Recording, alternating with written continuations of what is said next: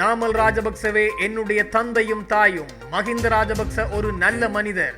அவரை மக்கள் வெறுத்து விட்டார்கள். இந்த அரசாங்கம் தான் பொய் கூறுகிறது. அர்ஜுனா ராமநாதன் அதிரடி கருத்து. கெசல் பத்ர பத்மே தரப்பினால் உருவாக்கப்பட்ட போதைப் பொருள் உற்பத்தி நிலையத்தில் உலகின் மிக மோசமான போதைப் பொருள் உற்பத்தி செய்யப்பட்டது. ஆய்வுகளில் வெளிவந்த அதிர்ச்சி. விளையாட்டு வீரர் தாஜிதின் கொலையில் நாமல் மற்றும் ஜோசித ராஜபக்சவுக்கு தொடர்புள்ளது. பிரதி அமைச்சர் மஹிந்த ஜெயசிங்க அதிரடி கருத்து. யாழ்ப்பாணத்தில் கடத்தப்பட்ட சமூக செயற்பாட்டாளர் லலித் மற்றும் குகன் தொடர்பான விசாரணைகளை மீண்டும் ஆரம்பிக்க வேண்டும்.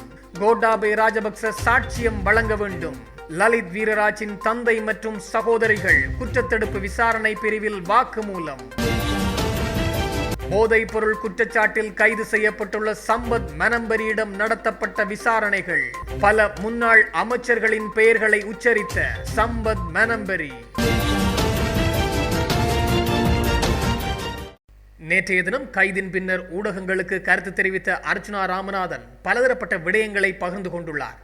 சிங்கள மக்கள் தமக்காக சேவையாற்றிய மஹிந்த ராஜபக்சவை காட்டிக் கொடுத்துள்ளனர் என்று ராமநாதன் அர்ஜுனா குறிப்பிட்டுள்ளார்.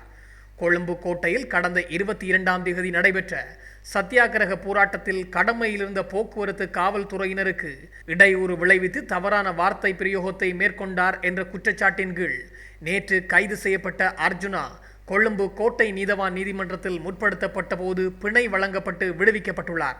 அர்ஜுனா நேற்று நீதிமன்ற வளாகத்தில் ஊடகங்களுக்கு கருத்து வெளியிடும் போதே மேற்கண்டவாறு தெரிவித்துள்ளார். அவர் மேலும் குறிப்பிடுகையில், பிரபாகரன் எனது கடவுள் என்பதே எனது நிலைப்பாடாகும். எனக்காக உயிர் நீத்தவர்களுக்காக நான் முன்னிற்பேன் எனவும் தெரிவித்துள்ளார்.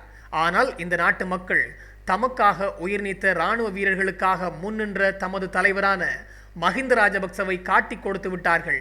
மஹிந்த ராஜபக்ச தமிழ் மக்களின் தலைவர் அல்ல, ஆனால் அவர் சிங்கள மக்களின் தலைவராவார் எனவும் சுட்டிக்காட்டியுள்ளார். ஆனால் சிங்கள மக்கள் மஹிந்த ராஜபக்சவுக்கு துரோகம் இழைத்து விட்டார்கள் என்பதையும் சுட்டிக்காட்டியுள்ளார்.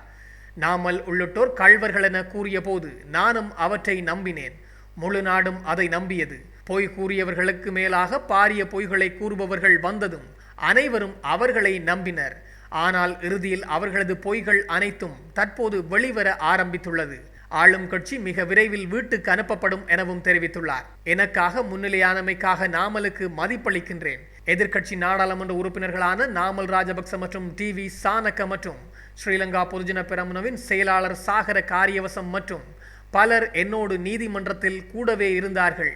பிணை வழங்கப்பட்ட பின்னர் ஊடகங்களுக்கு பேட்டியளித்த அர்ஜுனா ராமநாதன் நாமல் ராஜபக்ச தனக்கு ஒரு தாய் மற்றும் தந்தை எனவும் தெரிவித்துள்ளார். அவர் மேலும் குறிப்பிட்டதாவது, நான் உங்களுக்கு நேரடியாக சொல்கின்றேன், இன்று எனக்கு பெற்றோர் இல்லை. எனவே என் பெற்றோருக்கு பதிலாக என் சகோதரி மற்றும் நாமல் நியமிக்கப்பட்டுள்ளனர் என்று நம்புகின்றேன். எனக்கு இன்னும் கௌரவம் இருக்கிறது. எனவே நாமல் ராஜபக்ச எந்த தவறும் செய்யவில்லை. பொய்களை கூறியதால் ஒரு காலத்தில் நானும் நம்பினேன். ஆனால் இனி அப்படி நடக்கப் போவதில்லை. இந்த அரசாங்கம் பொய்யர்கள் என்பதை புரிந்து கொண்டுள்ளேன். நாமல் ராஜபக்ச என்னுடைய தந்தையும் தாயும் போன்றவர் எனவும் அர்ஜுனா குறிப்பிட்டுள்ளார்.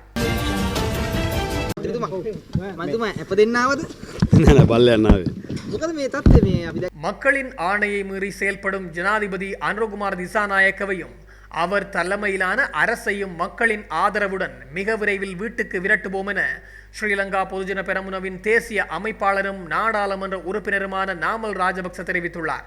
ஸ்ரீலங்கா பொதுஜன பெரமுனவின் ஆட்சி மீண்டும் மலரும் என்பது உறுதி எனவும் தெரிவித்துள்ளார். ஊடகங்களிடம் கருத்து தெரிவித்த போதே அவர் இந்த விடயத்தை தெரிவித்துள்ளார். அவர் மேலும் கூறியதாவது, ஜனாதிபதி அனுர மீது அவர் தலைமையிலான அரசு மீதும் நாட்டு மக்கள் கடும் அதிருப்தி அடைந்துள்ளார்கள். மக்களின் ஆணையை மீறி அவர்கள் செயற்பட்டு வருகின்றார்கள். அரசின் முறையற்ற தீர்மானங்களுக்கு எதிராக போராடும் மக்களை காவல்துறையினர் மூலம் துன்புறுத்தி அடக்க முயல்கின்றார்கள். கடந்த ஆட்சியாளர்களுக்கு எதிராக போலி குற்றச்சாட்டுக்களை முன்வைத்து அவர்களை ஜனாதிபதி அனுரவும் அவர் தலைமையிலான அரசும் திட்டமிட்டு பழி வாங்குகின்றது. இந்த அனுர அணியினை மக்கள் ஆதரவுடன் மிக விரைவில் வீட்டுக்கு விரட்டியடிப்போம் எனவும் அவர் தெரிவித்துள்ளார். மறைந்த இலங்கை ரக்வி வீரர் வாசிம் தாஜுதீனின் குடும்பத்தினர் அனுரகுமார் திசாநாயக்க தலைமையிலான அரசாங்கத்திடம் அவரது மரணம் குறித்து மீண்டும் விசாரணை நடத்த வேண்டும் என்று வலியுறுத்தியுள்ளனர். 13 ஆண்டுகளுக்கு மேலாக நீதி மறுக்கப்பட்டுள்ளதாக கூறி வருகின்றனர். ஊடகங்களுக்கு பேசிய தாஜுதீனின் மாமா 2012 மே மாதம் சம்பவம் நடந்தபோது தாஜுதீன் ஒரு கார் விபத்தில் இறந்து விட்டதாக குடும்பத்தினரிடம் சொல்லப்பட்டதை நினைவு கூர்ந்தார். நான் சம்பவ இடத்திற்கு சென்றபோது அவர் பயணிகள் இருக்கையில் இருந்தார். மேலும் வாகனம் மிக குறைந்த சேதத்தை மட்டுமே சந்தித்திருந்தது. இப்படியான சிறிய சேதமுள்ள விபத்தில் யாரும் இறந்திருக்க வாய்ப்பில்லை எனவும் அவர் அப்போது உணர்ந்திருந்தார். அந்த நேரத்தில் வெளியான ஆரம்ப அறிக்கையில் தாஜுதீன் வேகமாகவும் குடிபோதையிலும் வாகனம் ஓட்டியதாகவும் விபத்தால் ஏற்பட்ட தீயினால் நச்சு புகை உருவானதாகவும் அதை சுவாசித்ததாலேயே தாஜுதீன் மரணமடைந்ததாகவும் அறிக்கையில் தெரிவிக்கப்பட்டது. ஆனால் இந்த மரணம் அப்படி சம்பவித்திருக்க வாய்ப்பில்லை என்றும் இது கொலையாக இருக்கலாம் என்பதும் அவருடைய கருத்தாக அமைந்தது. அத்தோடு இது தொடர்பாக கடந்த ஜூலை மாதம் கருத்து தெரிவித்த பிரதி அமைச்சர் மஹிந்த ஜெயசிங்க ரக்வி வீரர் தாஜுதீன் அவர் வெளியிட்ட கருத்தொன்றினாலேயே படுகொலை செய்யப்பட்டுள்ளார் என்பதையும் சுட்டிக்காட்டியுள்ளார். கடந்த ஜூலை மாதம் இடம்பெற்ற நாடாளுமன்ற அமர்வின் போதே அவர் மேற்கண்டவாறு தெரிவித்தார். ஒரு முக்கியமான கருத்தினை வெளியிட்டதால் தாஜுதீன் படுகொலை செய்யப்பட்டார். ஆனால் இந்த கருத்தினை நான் இங்கு வெளியிட விரும்பவில்லை. அந்த வார்த்தை என்ன என்பது கொலையாளிக்கு தெரியும். வாசிம் தாஜுதீன் சொன்ன அந்த கருத்து உண்மையாகவே இருக்கலாம். நாமல் ராஜபக்ச, ஜோசித்த ராஜபக்ச, ரோஹித ராஜபக்ச ஆகியோர்களுக்கு தாஜுதீன் கொலை தொடர்பில் விடயம் தெரியும் என்பதையும் அந்த நாடாளுமன்ற அமர்வின் போது பிரதி அமைச்சர் மஹிந்த ஜெயசிங்க குறிப்பிட்டுள்ளமை மிக முக்கியமான விடயமாகும்.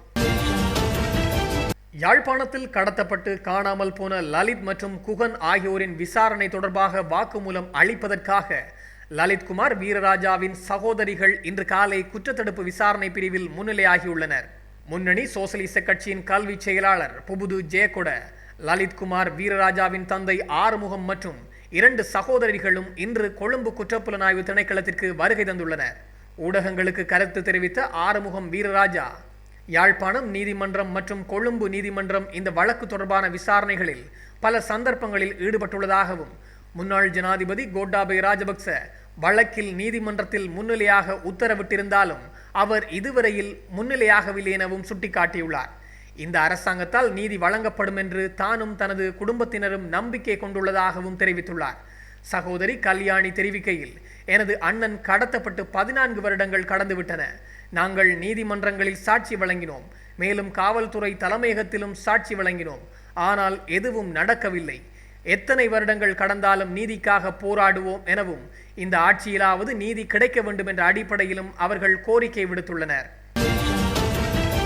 வெலிகமவில் கடந்த 21ஆம் தேதி கைது செய்யப்பட்ட மோல்டோவா நாட்டவரிடமிருந்து கண்டுபிடிக்கப்பட்ட பொருட்கள் மெபட்ரோன் என்ற போதைப் பொருள் என்று அரச இரசாயன பகுப்பாய்வாளர் அறிக்கையில் தெரிய வந்துள்ளது. இந்த போதைப் பொருளானது ஐஸ் போதைப் பொருளை விடவும் மிகவும் ஆபத்தானது என கண்டறியப்பட்டுள்ளதாக தென் மாகாண சிரேஷ்ட போலீஸ்மா அதிபர் கிட்ஸ்ரீ ஜெயலத் தெரிவித்துள்ளார். குறித்த போதைப் பொருளானது முதல் முறையாக இலங்கையில் கண்டறியப்பட்டுள்ளதாகவும் இதேபோன்று பல பகுதிகளில் இந்த போதைப் பொருள் உற்பத்தி செய்யப்பட்டிருந்தால் இலங்கை மிக மோசமான ஆபத்தை நோக்கி நகரும் என்பதையும் அவர் குறிப்பிட்டுள்ளார். போதைப்பொருள் கொள்கலன்கள் குறித்த குற்றச்சாட்டில் தடுத்து வைக்கப்பட்டுள்ள சம்பத் மெனம்பெரி முன்னாள் அமைச்சர்களுடன் நெருங்கிய உறவை பேணி வந்துள்ளது விசாரணைகளில் கண்டுபிடிக்கப்பட்டுள்ளதாக அதிகாரிகள் தெரிவித்துள்ளனர்.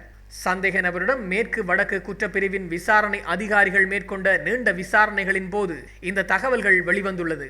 இதேவேளை ஐஸ் தயாரிப்பதற்கான மூலப்பொருட்கள் உள்ளிட்ட விடயங்கள் குறித்தும் பல உண்மைகள் கண்டுபிடிக்கப்பட்டுள்ளதாகவும் தெரிவிக்கப்பட்டுள்ளது. அத்துடன் விசாரணையில் வாட்ஸ்அப்பில் பெக்கோ சமனின் அறிவுறுத்தலின் பேரில் 2 கொள்கலன்களையும் தனது சகோதரர் பியல் மெனம்பெரியுடன் உதவியுடன் மித்தனிய பகுதிக்கு கொண்டு சென்றதாகவும் அவர் ஒப்புக்கொண்டுள்ளார். மேலும் கொள்கலன்கள் தொடர்புடைய ஆவணங்களை பெக்கோ சமன் வாட்ஸ்அப் மூலம் தமக்கு அனுப்பியதாகவும் தெரிவித்துள்ளார். அத்தோடு கெசல்பத்ர பத்மே, பெக்கோ சமன் உள்ளிட்ட குழுவினர் இந்தோனேசியாவில் கைது செய்யப்பட்ட பிறகு பயத்தில் அவற்றை நிலத்தில் புதைத்ததாகவும் அவர் வாக்குமூலத்தில் ஒப்புக்கொண்டுள்ளார். மேலும் தன்னுடைய துப்பாக்கிகளை பயன்படுத்தி பல கொலைகள் இடம்பெற்றுள்ளமை என்பதையும் அவர் ஒப்புக்கொண்டுள்ளார். அத்தோடு தான் தலைமறைவாகியிருந்த காலத்தில் கெசல்பத்ர பத்மே மற்றும் பெக்கோ சமனுடைய நண்பராக இருக்கும் மன்னார் பகுதியைச் சேர்ந்த டைகருடைய உதவியோடு இந்தியாவுக்கு தப்பிச் செல்ல முயற்சித்ததாகவும் அவர் குறிப்பிட்டுள்ளார். இதனால் தற்போது காவல்துறையினர் மன்னார் பகுதியைச் சேர்ந்த டைகர் யார் என்பதை கடுமையாக விசாரித்து வருவதாகவும் தெரிவிக்கப்பட்டுள்ளது. மட்டக்களப்பு வவுணதீவு போலீஸ் பிரிவில் உள்ள புளியடிமடு காயங்குடா பகுதியில் தனியார் காணியொன்றில் விடுதலை புலிகளின் ஆயுதங்கள் மற்றும் தங்கத்தை தேடி விசேட அதிரடிப்படையினர் நேற்றைய தினம் அகழ்வு பணிகளை மேற்கொண்டுள்ளனர். கல்லடி விசேட அதிரடிப்படையினருக்கு கிடைத்த தகவலின் அடிப்படையில் இக்காணியில் கடந்த காலத்தில் விடுதலை புலிகளின் முகாம் இருந்தமை தெரிய வந்துள்ளது. அந்த காலப்பகுதியில் நிலத்தில் ஆயுதங்கள் மற்றும் தங்கத்தை புதைத்து மறைத்து வைத்துள்ளதை அகழ்ந்தெடுப்பதற்காக விசேட அதிரடிப்படையினர் நீதிமன்ற உத்தரவு பெற்று மண் அகழ்வு இயந்திரமான பெக்கோ இயந்திரம் மூலம் அகழ்வு பணிகளை முன்னெடுத்திருந்தனர். இதன்போது வவுணதீவு போலீஸ் நிலைய பொறுப்பதிகாரி, கல்லடி விசேட அதிரடிப்படை பொறுப்பதிகாரி, கிராம உத்தியோகத்தர், பிரதேச செயலக உத்தியோகத்தர், தொல்பொருள் திணைக்கள அதிகாரிகள் முன்னிலையில் அகழ்வு பணிகள் இடம்பெற்றிருந்தது. நேற்றைய தினம் 9 மணி தொடக்கம் பகல் 1 மணி வரை மேற்கொள்ளப்பட்ட போதும் எதுவும் கண்டுபிடிக்கப்படவில்லை என்பதும் தெரிய வந்தது. இதன் பின்னர் அகழ்வு பணிகள் நிறுத்தப்பட்டதை அடுத்து அங்கிருந்த விசேட அதிரடிப்படையினர் வெளியேறினர். இதேவேளை குறித்த பகுதி கடந்த காலத்தில் விடுதலை புலிகளின் கட்டுப்பாட்டில் இருந்து வந்துள்ளமையும் குறிப்பிடப்பட்டுள்ளது.